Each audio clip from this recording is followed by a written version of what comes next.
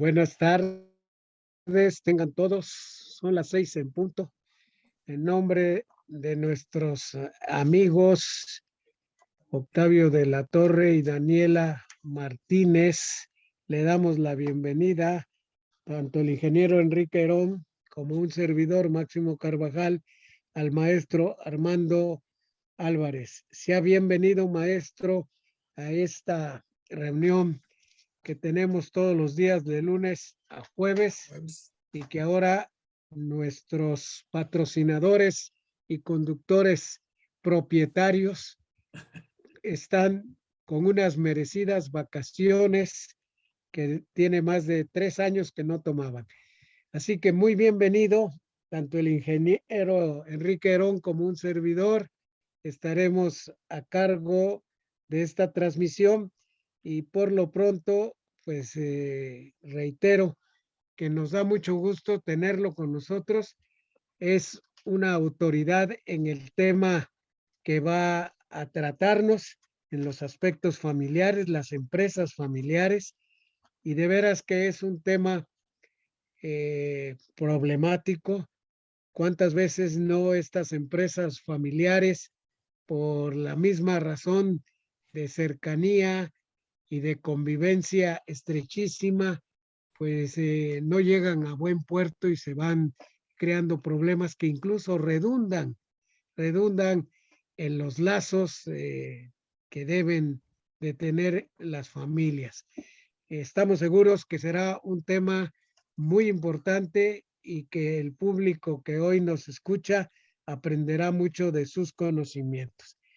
Le pediría yo a Isaí y al ingeniero Enrique Herón, Isaí, que nos pusiera, por favor, la síntesis curricular del maestro Álvarez Carmona para que el ingeniero Herón Jiménez nos haga favor de leerla y pedirle también, Isaí, que en estos días en que nosotros estamos al frente del programa, nos permita desde que entremos tener el micrófono abierto.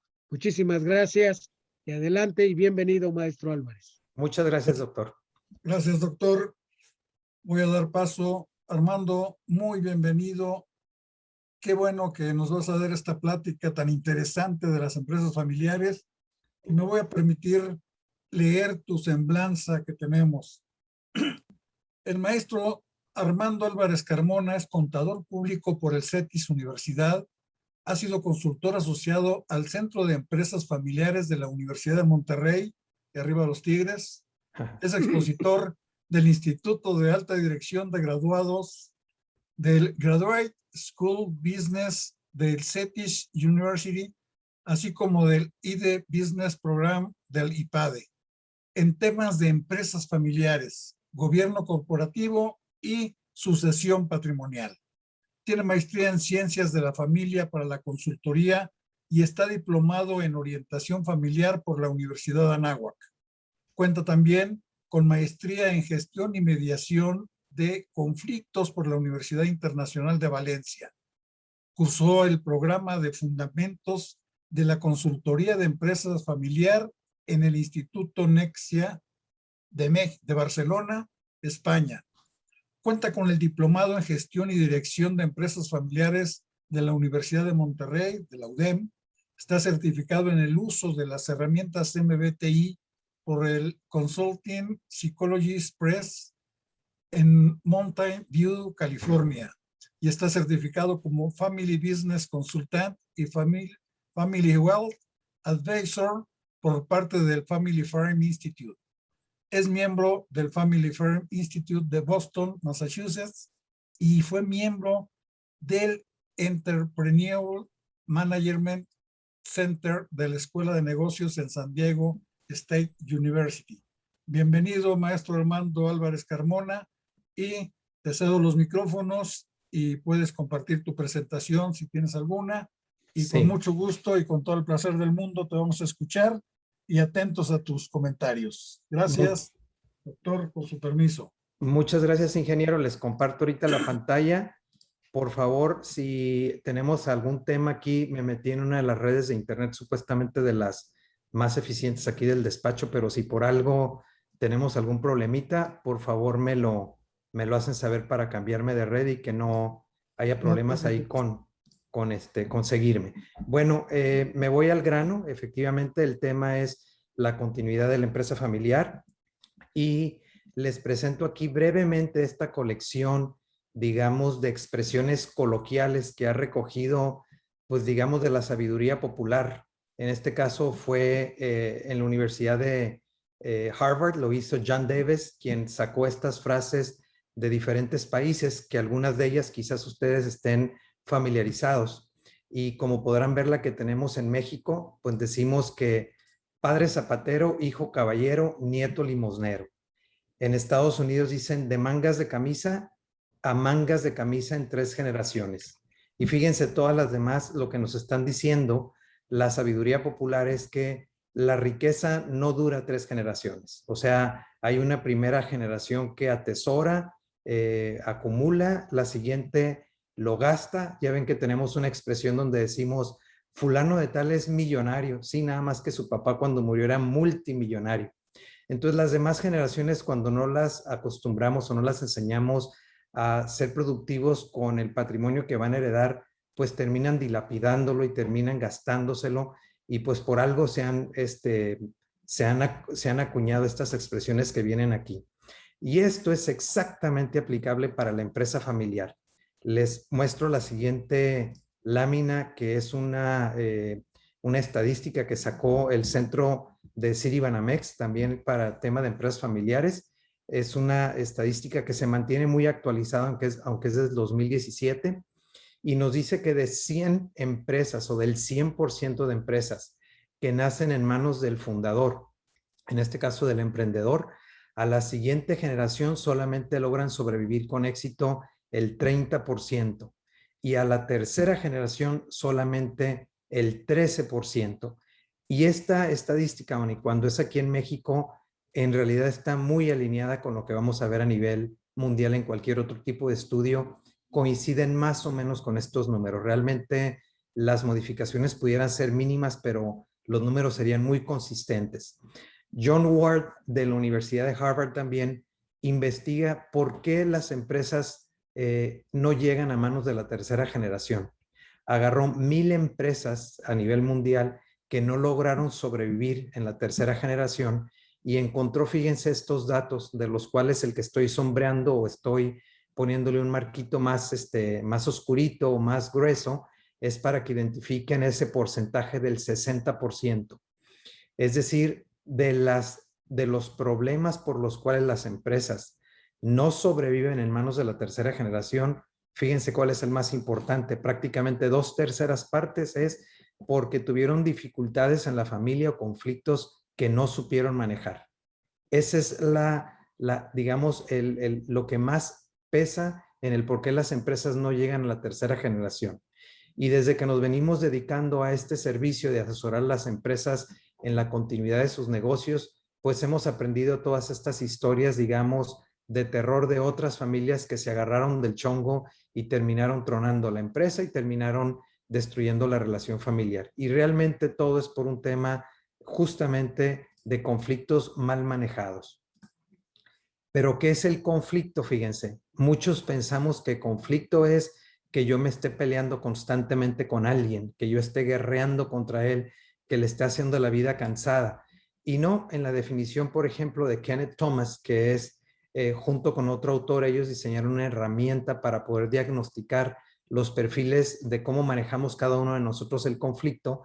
Ellos presentan 5 estilos diferentes de manejar el conflicto, ellos le llaman modos, y a estos, y ellos pues hacen toda una herramienta, pero Kenneth Thomas es el que define lo que es el conflicto. Y el conflicto es, como dice la lámina, es simplemente una condición en la cual las preocupaciones de nosotros, de las personas, las cosas pues que nos importan, las percibo como incompatibles. Tú percibes como incompatible lo que yo te estoy diciendo, lo que yo te estoy planteando y viceversa. Lo que tú me estás devolviendo yo lo veo como que es incompatible con mis intereses. Entonces, esto es el conflicto, fíjense, simplemente 2 posiciones que no concuerdan en cuanto a los objetivos que están buscando las dos partes. Y pongo este ejemplito que la verdad está muy sencillito, donde en realidad depende de qué está viendo cada uno, de qué datos está recibiendo y de qué tipo de forma interior mentalmente yo voy a usar para poder discernir la información que se me presente, y eso puede hacer que yo llegue a una percepción diferente de la que tiene la persona que está enfrente de mí. En esta imagen, pues uno, de acuerdo a cómo le presentan la información, dice yo veo un 6, y al otro, como se la presentan, dice yo estoy viendo un 9. Y yo preguntaría, ¿quién tiene la razón? La verdad es que con el cristal que cada uno está viendo las cosas, los dos tienen la razón. Y así es en la mayoría de los casos con las familias.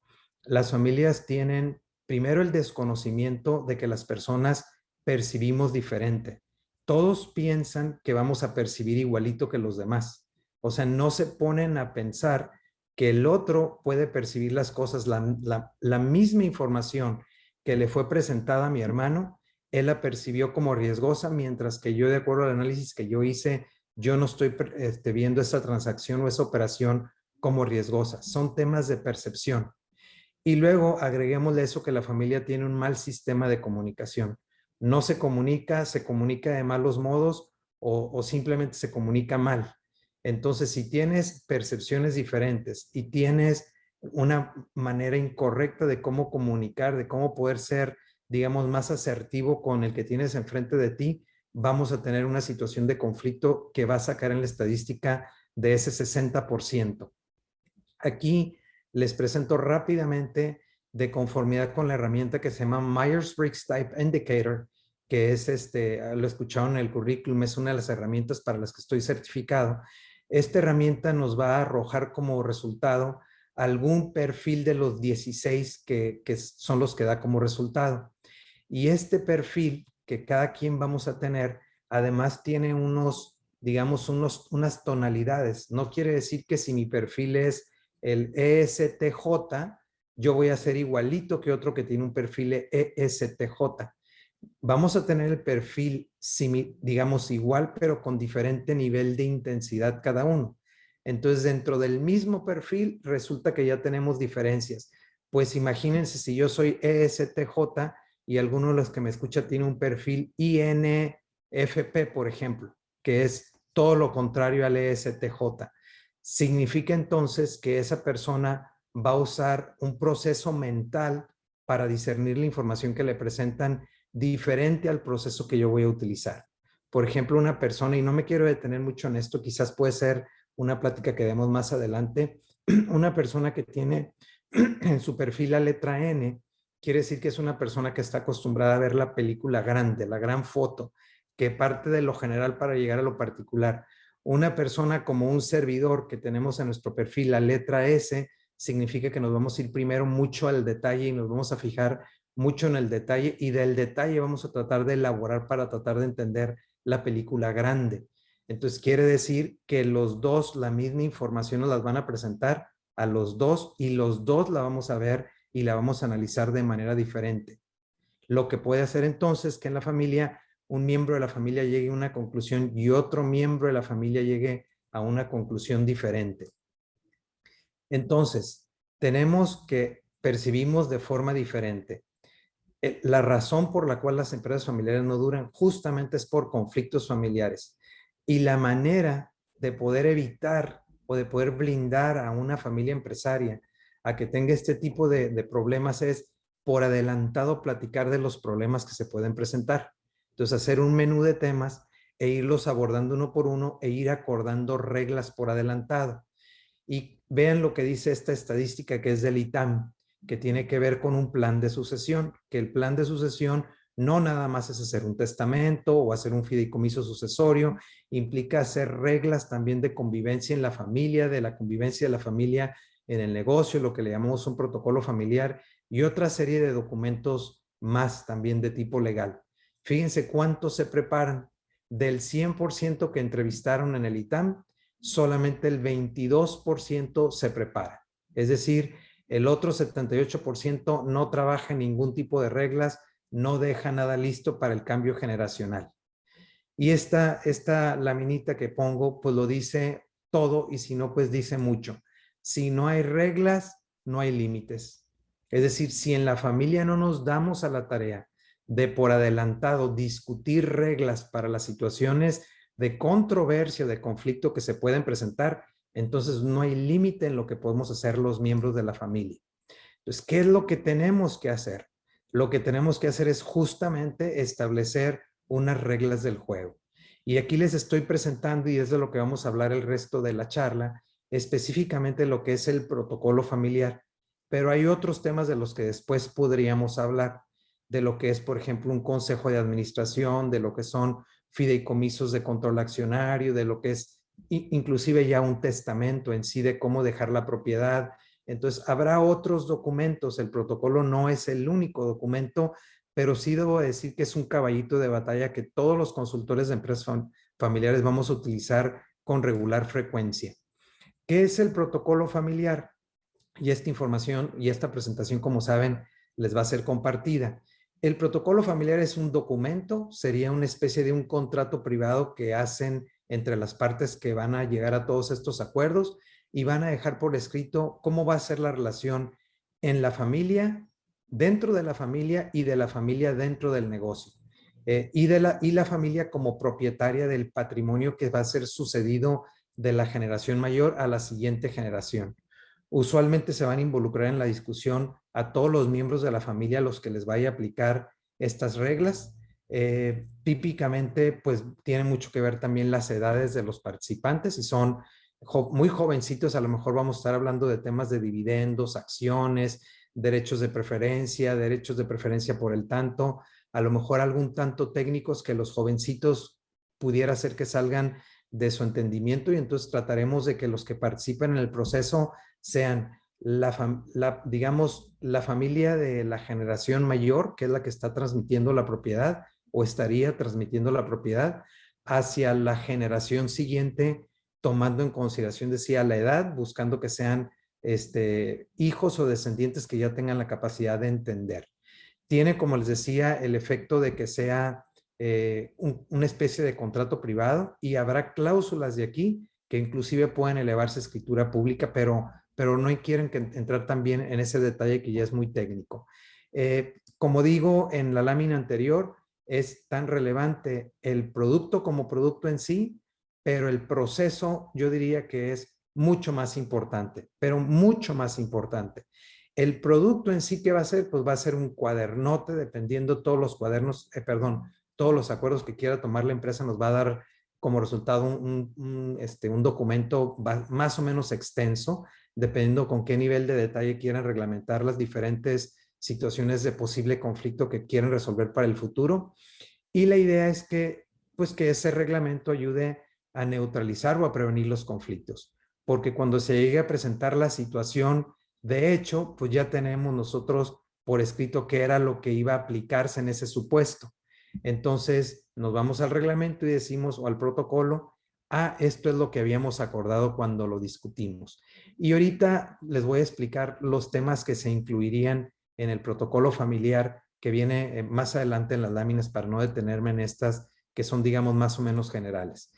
El proceso es muy importante. El proceso es incluso más importante que el producto en sí. El proceso implica el que los involucrados, los que participan en estas sesiones de discusión de los diferentes temas de posible conflicto o inclusive de ya conflicto presente, ellos les va a tocar plantear sus puntos de vista, escuchar los puntos de los demás y finalmente llegar conjuntamente a un acuerdo. Y en esas discusiones se va a lograr entender por qué se quiso llegar a un acuerdo, qué fue lo que argumentó determinado familiar, qué es lo que hizo que se inclinara la balanza en favor de la posición que él tenía y cómo es que la familia finalmente llegó en particular a determinado acuerdo. Pero así como con ese acuerdo va a ser con todos. Entonces, ese proceso no se lo pueden brincar, no se lo pueden saltar, porque va a ser muy rico. Es como entender los motivos que ustedes tuvieron en su momento para poder llegar a los acuerdos, y eso a la familia no se le olvida. Entonces, en ese proceso normalmente las familias tienden a poner ejemplos de lo que han visto en otras familias, lo que han visto que sí funciona, lo que han visto que no funciona, una regla que les gustó que escucharon que tiene otra familia, otra que escucharon que hace muy inflexible la relación entre la familia. Entonces, toda esa lluvia de ideas ayuda y contribuye mucho a generar y enriquece mucho el documento final al que vamos a llegar. Pero el proceso, yo les digo a las familias, es tan o más importante que el documento. Luego, pues ahora sí dirían ustedes, bueno, ¿y de qué vamos a discutir, Armando? O sea, ya nos estás explicando que hay que llegar a unas reglas, pero no me quiero quedar tan en lo general. Y me voy a ir un poquito más entrando a detalle. Algunos temas son más particulares, es decir, requieren más atención, más tiempo para discutirlos que otros que son un poquito más generales. Por ejemplo, voy a brincarme el primero para hablar de los 2 segundos de esta lámina. Es muy importante que la familia esté alineada como familia, no tanto como negocio. El negocio ya tiene su misión y su visión y también tiene sus valores, pero la familia propietaria es muy importante que trabaje en definir cuál es la visión de la familia, cuál es el sueño que tienen y derivado de ese sueño, cuál va a ser la misión de la familia propietaria, de la familia empresaria, y que hagan una declaración de valores. Normalmente yo inclusive los invito a que redacten un credo familiar. El credo familiar es muy bonito porque incluye los valores, pero los va describiendo cómo es que los va a vivir la familia y cómo se van a manifestar en la familia de ellos, y es algo súper particular que la familia redactó para su protocolo familiar. Y digamos que esto sería como los cimientos para de ahí, con esos principios, con esos valores, esa visión y esa misión, poder detonar todos los demás acuerdos que tienen que estar en congruencia justo con estos principios generales. O sea, ese sería como el core, como la parte principal, el corazón de lo que distingue esta familia de las demás familias. Habiendo discutido los 2 puntos últimos de esta lámina, entonces ahora sí es importante hablar de la gobernanza, y vamos a tener gobernanza en 2 sentidos. La gobernanza a nivel de la empresa, que para eso pues se va a crear por separado del protocolo familiar un consejo de administración, se le va a establecer un reglamento de operación del consejo de administración, y en otra charla después yo les puedo explicar todo el nivel de detalle y cómo funciona y qué tipo de situaciones se prevén en un reglamento de un consejo de administración. Pero por otro lado se va a hablar de cómo se gobierna la familia. Y ustedes dirán, ah, caray, ¿cómo que gobernar la familia? ¿Y eso para qué? Si nosotros queremos institucionalizar a la empresa familiar, lo primerito que tenemos que empezar haciendo es separar los asuntos familiares de los asuntos del negocio. Y para separar los asuntos familiares de los asuntos del negocio, tenemos que entender que la familia tiene unas preocupaciones que no nada más todas las preocupaciones son del negocio, también tiene algunas mortificaciones y preocupaciones familiares. Y entonces necesita un foro, un espacio donde discutir temas familiares. Si no le creamos ese espacio, en cualquier junta de negocios van a empezar a hablar de la familia. O inclusive en una reunión familiar que se suponía que era de convivencia, de fiesta, van a empezar a tratar sobre un tema álgido que la familia tenía que haber abordado. Entonces, por eso se le va a crear un órgano de gobierno a la familia, donde ahí se van a resolver conflictos familiares, donde ahí se van a plantear convivencia, se va a planear la formación de los miembros más jóvenes de la familia, se van a crear determinados fondos para becas de los hijos, de los descendientes, si es que así se quiere. Y por otro lado, ahí va a ser el espacio donde se van a discutir cualquier problemática, cualquier plan que tenga que ver con la familia. Y de esa manera separamos los asuntos del negocio de los asuntos de la familia. La familia se junta en determinada fecha, en determinado horario, en un día diferente de cuando se junta el consejo de administración. Por eso es que es muy importante crearle un órgano de gobierno a la familia. La familia quiere tener voz, y si no está en el consejo de administración va a buscar cualquier espacio para hablar de temas que le preocupan de la familia. Luego vamos a empezar a hablar ya de temas que tienen que ver con el negocio, pero que tienen que venir en el protocolo familiar. ¿Quiénes de la familia pueden entrar a trabajar al negocio? ¿Queremos poner un límite por rama familiar o no queremos poner un límite? ¿Queremos poner un límite en total de familiares que entran a trabajar a la familia, o queremos que nada más entren a determinadas posiciones, por ejemplo, que puedan aspirar a puestos de alta dirección, o bien queremos que entren en puestos inclusive muy básicos de entrenamiento que les sirva para ir creciendo y que posteriormente puedan venir a ocupar otras posiciones de otro nivel en la empresa. Queremos pedirles algunos requisitos de ingreso a la empresa, como por ejemplo que manejen ciertos idiomas, que hayan tenido una experiencia previa en una empresa familiar o en una empresa, perdón, fuera de la familia, cómo se les va a remunerar, quién los va a evaluar, si lo puede evaluar, por ejemplo, un tío puede evaluar al sobrino o un papá puede evaluar al hijo, por qué razones se les puede despedir, si una vez que se les despida se les puede recontratar, en qué condiciones se les podría recontratar si es que se les va a recontratar, qué pasa si puedo contratar familiares políticos, qué ocurre si ese familiar político es un excelente elemento, pero se divorcia de mi hija y, por ejemplo, se la está haciendo cansada para pagarle la pensión alimenticia, pero es mi director general, pero es el ex esposo de mi hija que no le está dando la manutención para pagar para sostener a mis nietos. ¿Qué haríamos ahí? Bueno, todos estos temas los vamos a poner en la mesa y por adelantado vamos a tomar los acuerdos antes que se presenten estas situaciones y todo esto va a quedar reglamentado. El tema de los dividendos. ¿Quién define los dividendos? ¿Es sano que haya dividendos? ¿Cuántos dividendos se deben de, es el porcentaje que queremos que de la utilidad se distribuya o un rango? ¿O quién le sugiere a la asamblea que apruebe la distribución de dividendos? ¿O cuando no es prudente distribuir dividendos?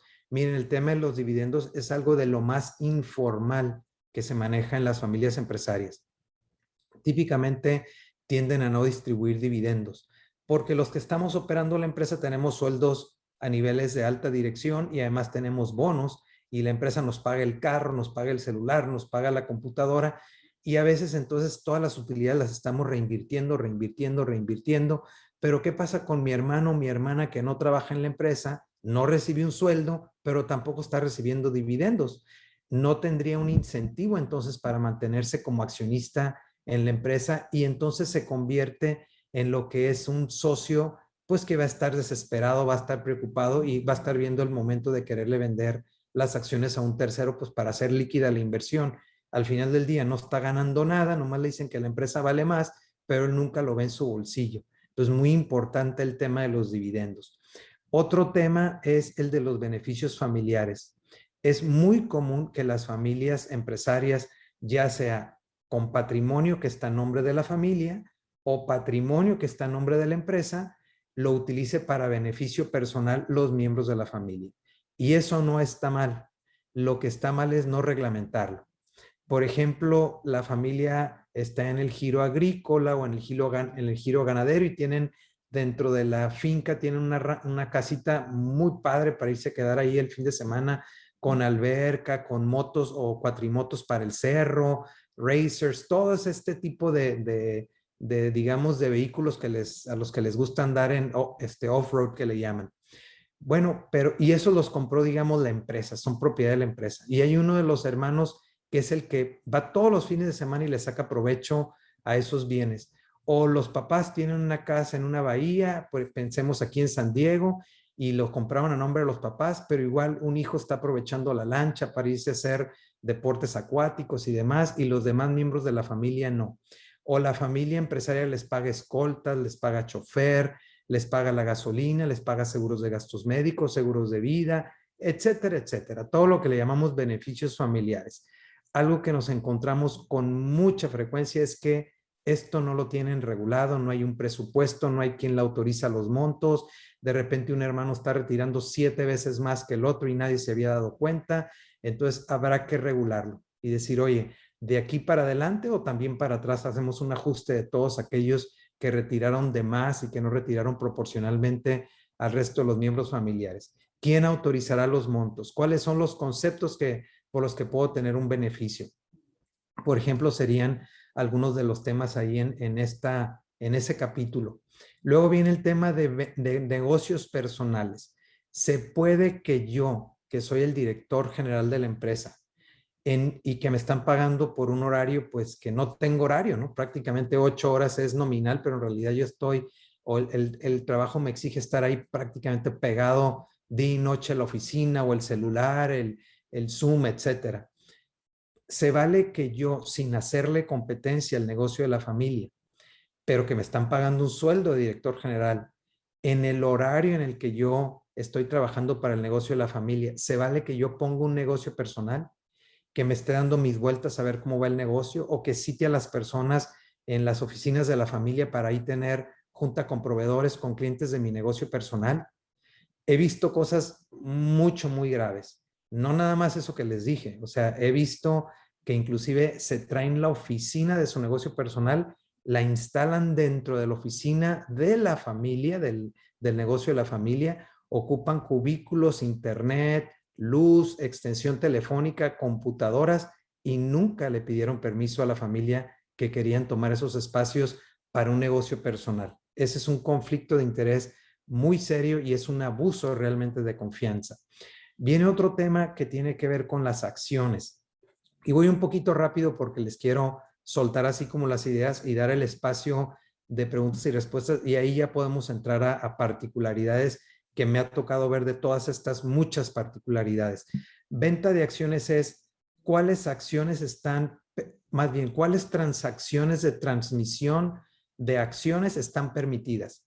Una donación hacia mis hijos está permitida, una traspaso, un fideicomiso donde yo mismo soy el beneficiario o fideicomisario, o mis hijos son los fideicomisarios, o una transmisión a una sociedad que es una controladora que yo mismo soy el dueño de la holding o mis hijos son los dueños. Esa la puedo hacer, le ocupo pedir permiso a alguien o debo de darle preferencia a alguno de mis hermanos. Normalmente ese tipo de transmisiones le vamos a llamar transmisiones permitidas y lo único que requieren es dar un aviso.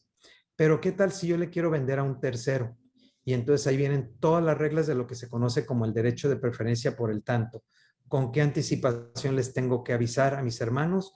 ¿Quiénes son los que tienen derecho primero? Si me tienen que comprar todas las acciones que quiero vender o me pueden comprar solo una parte y la otra parte veo cómo lo voy a hacer para venderla, cómo se llega al valor, con cuánto tiempo les tengo que decir con antelación que las quiero vender, cuáles van a ser las condiciones de pago, etcétera, etcétera. Entonces, todo lo que tiene que ver con venta de acciones lo vamos a discutir, vamos a acordar unas reglas generales en el protocolo familiar, pero va a implicar modificar los estatutos sociales de todas las sociedades para incorporar ya las reglas con un lenguaje jurídico muy específico en los estatutos sociales. Les pongo 3 casos que vamos a incluir también. Lo que se llama el derecho de arrastre, para cuando yo quiero, la mayoría queremos vender y la minoría no quiere, y el que quiere comprar el 100, entonces vamos a incluir un derecho de arrastre y vamos a incluir uno que se llama derecho de adhesión, por si la mayoría quiere vender y el que va a comprar está dispuesto con comprar la mayoría y convivir con una minoría de socios, pero ¿qué tal si la minoría sí quiere vender también? Y el que va a comprar nomás se conforma con comprarle a la mayoría y no le interesa comprarle a los accionistas minoritarios. Los minoritarios les podemos dar un derecho de que se adhieran en la venta. Esas serían como reglas que vamos a discutir ahí. Luego viene otra de cuándo puedo y si es que puedo ser cliente del negocio, en qué condiciones puedo y en qué casos no puedo ser cliente o cuándo no se vale ser cliente. Por ejemplo, si yo vendo carros del año y puedo ser cliente con un descuento especial, prácticamente costo más unos porcentajes, un porcentaje marginal de utilidad, o sea, prácticamente a costo me venden la unidad, una prohibición que debe de haber es que esa compra que voy a hacer como miembro familiar, pues es que va a ser para mí o mi esposa o mi hijo, pero no para que yo se la venda a un tercero, porque si no, entonces le estoy quitando la utilidad del negocio por yo venderle a un tercero y yo hacerme la utilidad. Eso sería un problema que se llama un conflicto de interés. Entonces vamos a pactar ahí en qué casos puedo ser cliente o si definitivamente no puedo ser cliente. Y si lo soy, en qué condiciones. Luego estaría el tema de los proveedores. ¿Cuándo puedo ser yo proveedor de la empresa? ¿Se vale que sea proveedor? ¿En qué condiciones? ¿Me van a dar alguna preferencia o no? ¿Qué términos debo de cumplir yo en cuanto a garantías, plazos que dé para el pago, precio, etcétera, servicio postventa? Porque luego pienso yo que como en la familia se ocupan etiquetas, si yo pongo mi imprenta de etiquetas, pues me van a comprar todas las etiquetas a mí. Y luego me molesta o me afecta anímicamente que no me hayan querido comprar las etiquetas y digo, si la familia no está para ayudar a la familia, entonces, ¿cómo es que somos familia? Yo sé de otras familias que se echan la mano unos con otros. Bueno, discutámoslo para que no haya, ¿se acuerdan que yo les hablaba de que percibimos diferente los miembros de la familia? habrá quien perciba que está perfecto, que yo no pueda ser proveedor del negocio, y habrá quien perciba, a lo mejor yo percibo que está mal mi familia en que no haya querido que yo sea proveedor del negocio. Entonces se discuten esos temas. Luego viene un tema muy relevante, que es el tema del emprendedurismo. El negocio, por más grande que sea, en el tiempo las generaciones van a ir creciendo, y en la misma proporción en que crece la familia no es como va a crecer el negocio. ¿Qué quiero decir? Que eventualmente el pastel le puede quedar chico a muchos miembros familiares. Entonces hay que hablar de reglas para poder promover el emprendedurismo entre los miembros de la familia. Y ahí, por ejemplo, sin meterme a todo el detalle, en qué condiciones un miembro de la familia joven que no tiene capital para invertir puede venir a presentarnos un proyecto al seno del consejo familiar. Y ustedes podrán preguntarse, sí, pero él, ¿qué ganaría con traer un proyecto al seno del consejo familiar si él no es accionista, inclusive no tiene dinero para meterle a la empresa? Pues, ¿qué gana él con traer la idea al consejo?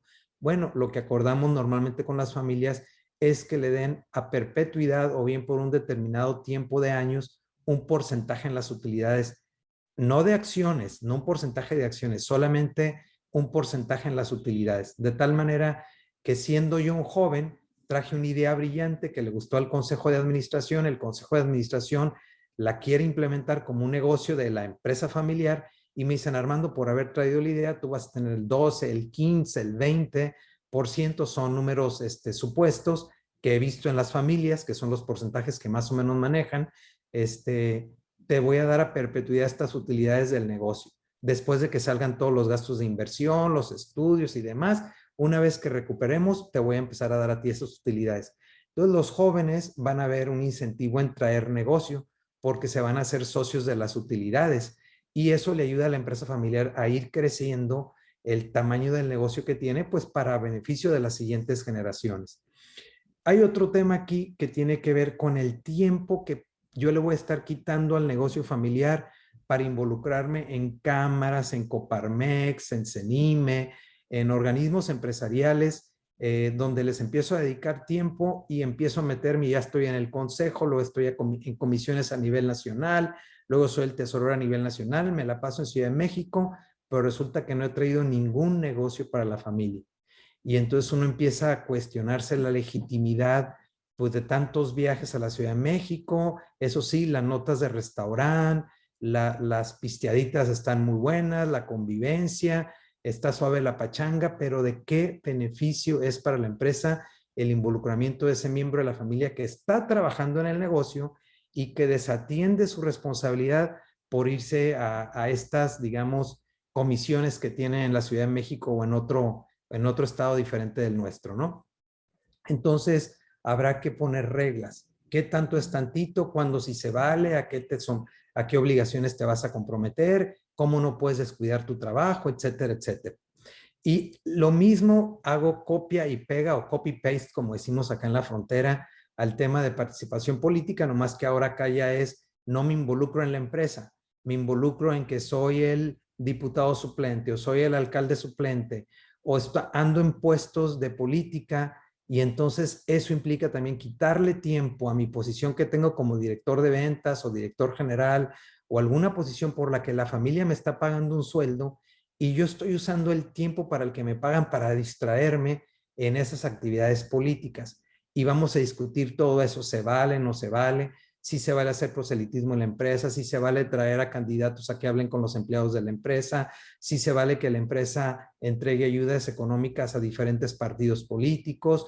Hay familias totalmente cerradas en el tema de la política y neutras, y que dicen la familia empresaria como familia no se involucra en esos temas, cada quien en lo individual podrá hacer lo que quiere. Y hay familias que no, que sí traen mucho la vocación y están muy identificadas con algún determinado partido y muy abiertamente van a promover hacia ese partido y lo van a ayudar económicamente.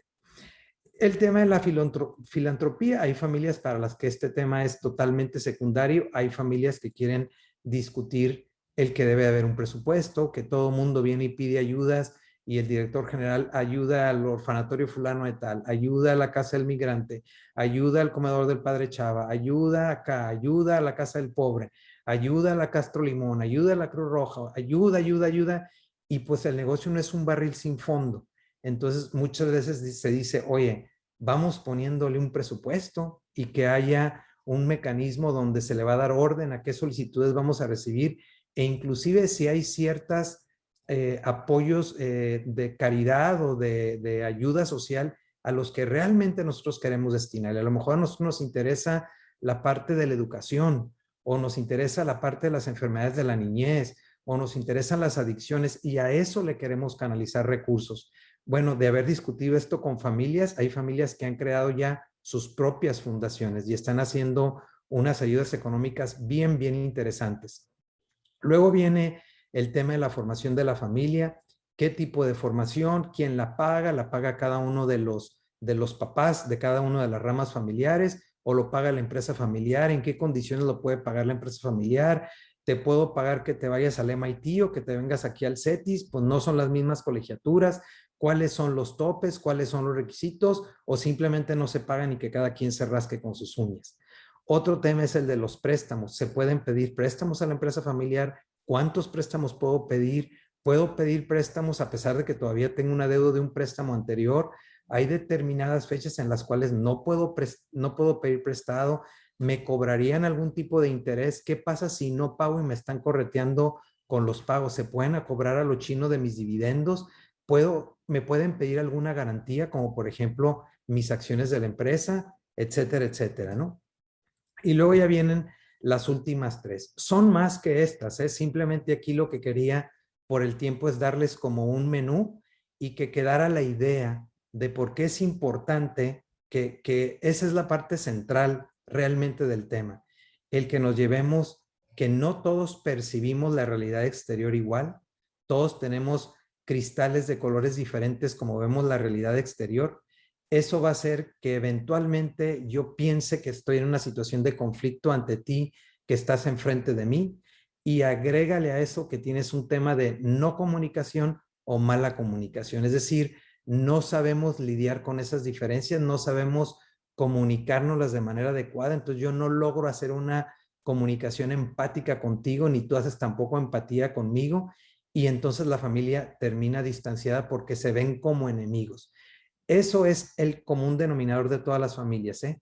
Ya esto es lo particular, lo que les estoy diciendo, pero todas las familias tenemos que entrar a trabajar con ellos porque lo otro es lo que va a detonar todos los problemas. Entonces, voy a los últimos 3 puntos. Los activos de la empresa y el personal de la empresa. ¿Puedo utilizar yo los carros de la empresa?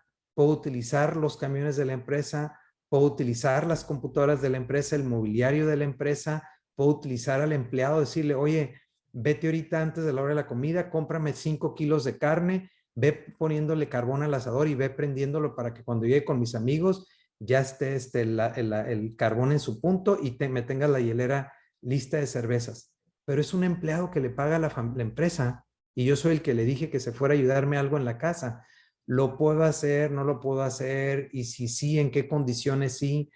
Todas estas reglas, miren, quédense con esta idea. Siempre lo que vamos a ver con la familia es que lo que sí se puede hacer con unas reglas que no vayan a permitir que se abuse del sí poderlo hacer. Cuando ya la familia dice, no, prohibido, el activo es de la empresa, el personal es de la empresa, pues ya no hay nada que alegar. Cuando la familia dice, sí, pues mira, si está ocioso, lo pueden utilizar, sí, pero ocioso es que todos los viernes a todas las horas, o sea, ¿quién autoriza? Entonces hay que poner unas reglas, pues, para no dejarlo ahí a la imaginación. Lo otro es que el protocolo va a contener también un código de ética y de conducta, cómo me comporto como familiar dentro de la familia, con mi cónyuge, con mis hijos, con mis hermanos, con el resto de la familia, qué es prudente comunicar y qué no es prudente comunicar. Hay muchos que partimos de que no, es que en realidad con el cónyuge se tiene que hablar de todo. He aprendido por la práctica que hay que hablar de todo y con prudencia. Hay cosas que probablemente no es prudente platicar con el cónyuge. Y es a lo que yo le llamo el fenómeno de la almohada parlanchina. Cuando yo empiezo a plantearle inquietudes a mi cónyuge de alguna inquietud que me salió en el negocio familiar y antes de aclararla con mi hermano, yo empiezo a platicarle a mi esposa de alguna preocupación, al ratito yo la voy a resolver con mi hermano, pero mi esposa ya va a ver mal a mi hermano. O incluso ella es la que lo ve mal sin que yo lo esté viendo mal.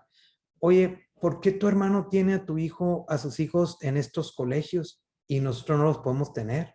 ¿Por qué le cambia cada año, carro a la esposa y yo no lo puedo tener? O sea, tú me dices que siempre andamos muy comprometidos en la situación económica. Me dijiste que los dos ganan el mismo sueldo, que tienen las mismas prestaciones. ¿Cómo es que él puede tener todo eso y nosotros no lo podemos tener? Entonces, ese tipo de ruido que me estén haciendo y que me estén diciendo en la noche, oye, peleate con tu hermano, algo está haciendo mal, te está robando, no puede ser, los números no dan. Eso no ayuda en la relación con el hermano. Entonces tenemos que ser muy prudentes de qué hablar y tenemos que saber también cuándo y cómo hablarlo. Y por último, en el protocolo familiar hay que poner también pues unas penalidades. ¿Qué pasa si no se cumple con lo acordado en el protocolo familiar? Que como ya les decía, muchas de las reglas, bueno, no muchas, pero sí varias, las vamos a querer subir a un documento legal adicional a lo que es el protocolo familiar.